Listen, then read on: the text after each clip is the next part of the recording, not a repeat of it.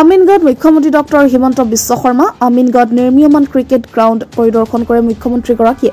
আন্তঃৰাষ্ট্ৰীয় পৰ্যায়ৰ ষ্টেডিয়ামখন নিৰ্মাণৰ বুজ লয় মুখ্যমন্ত্ৰীয়ে নিৰ্মাণ কাৰ্য সম্পূৰ্ণ হ'লে 2026 মাৰ্চ মাহত মুকলি কৰিব ষ্টেডিয়ামখনি 380 কোটি টকা ব্যয় সাপেক্ষে নিৰ্মাণ চলি আছে ষ্টেডিয়ামখন প্ৰায় 20,000 দৰ্শকে প্ৰায় 20,000 দৰ্শকে খেল উপভোগ কৰিব পাৰিব আন্তঃৰাষ্ট্ৰীয় পৰ্যায়ৰ ক্ৰিকেট খেলৰ লগতে উন্নত মানৰ শ্ব অনুষ্ঠিত কৰা হ'ব খেলুৱৈৰ প্ৰশিক্ষণৰ বাবে বিশেষ সুবিধা থাকিব পাৰ্কিংৰ কাৰণে পৰ্যাপ্ত পৰিকল্পনা কৰাৰ নিৰ্দেশ জিলা আয়ুক্তক ষ্টেডিয়ামলৈ যোৱাৰ বাবে আইআইটিৰ দিশেৰে পথ নিৰ্মাণ কৰাৰ চিন্তা চৰ্চা লগতে নিৰ্মাণৰত সুইমিং পুলৰ নিৰ্মাণ কাৰ্যৰ বুজ ল'লে মুখ্যমন্ত্ৰী ডক্টৰ হিমন্ত বিশ্ব শৰ্মাই news desk report the north east times দুখন ষ্টেডিয়াম নিৰ্মাণৰ আমাৰ পৰিকল্পনা আছিল সৰু সজাই আৰু ক্ৰিকেট ষ্টেডিয়াম আমাৰ আছে এতিয়া আমিনগাঁৱত আমি যিখন ষ্টেডিয়াম বনাইছো অহা বছৰ ফেব্ৰুৱাৰী মাহত সম্পূৰ্ণ হ'ব ইয়াতে 20,000 লোকে বহি খেল চাব পৰা এখন আটক ধুনীয়া ক্ৰিকেট ফিল্ড হ'ব গৈ আৰু যথেষ্ট মডাৰ্ণ আৰু যথেষ্ট ধুনীয়া আৰু ইয়াৰ লগত আনুষংগিক বাকি কামখিনিও আমি ফেব্ৰুৱাৰী মাহৰ ভিতৰত ফেব্ৰুৱাৰী 2026ৰ ভিতৰত সমাপন কৰাৰ কাৰণে চেষ্টা কৰি আছো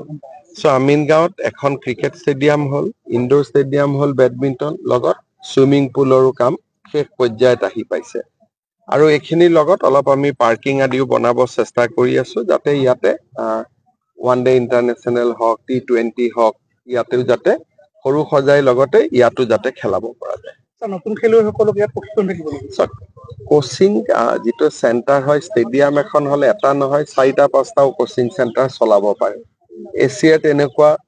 চিন্তাও আছে গতিকে কোচিং চেণ্টাৰ চলোৱাত কোনো অসুবিধা নাই কিন্তু এখন আন্তঃৰাষ্ট্ৰীয় মানদণ্ডৰ আমি আৰু এখন খেলপথাৰ পাম অসমত বা যেতিয়া আমি অহাবাৰ নেশ্যনেল গেমছ অসমত আনিম তেতিয়া আমাৰ পৰ্যাপ্ত ষ্টেডিয়াম থাকিব নেহেৰু ষ্টেডিয়ামখন এতিয়া আমি নতুনকৈ বনাব গৈ আছো অহা এমাহৰ ভিতৰত কাম আৰম্ভ হ'ব সৰু সজাই হ'ল আমিনগাঁও হ'ল আপোনাৰ চন্দ্ৰপুৰতো আমি কৰিব গৈ আছো গতিকে আৰু প্লাছ আজিকালি যিবিলাক ডাঙৰ শ্ব' আহে শ্বিলঙত প্ৰায় শ্ব' হৈ থাকে আপোনালোকে জানে সেই আন্তঃৰাষ্ট্ৰীয় শ্ব' বিলাকো আমি ইয়াতে পাতিব পাৰিম যাতে মানুহে আহি পেলাই শ্ব' অনুভৱ কৰিব পাৰে গতিকে এইখন হলে এটা বহুত ডাঙৰ সুবিধা এটা হৈ যাব আমাৰ হাতত এটা অল্টাৰনেটিভ থাকিব যে সৰু সজাইত কিবা এটা হ'ল বা বৰ্ষাপাৰাত কিবা এটা হ'ল ঠিক আছে আমিনগাঁৱত কৰো এটা আমাৰ অল্টাৰনেটিভ আহি যাব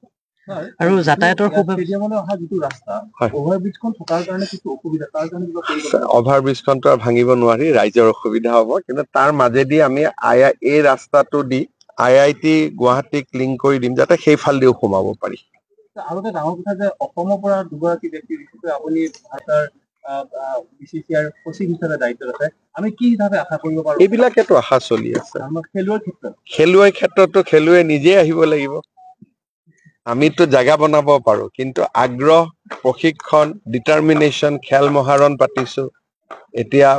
বহুত বিলাক টেলেণ্ট আহিছে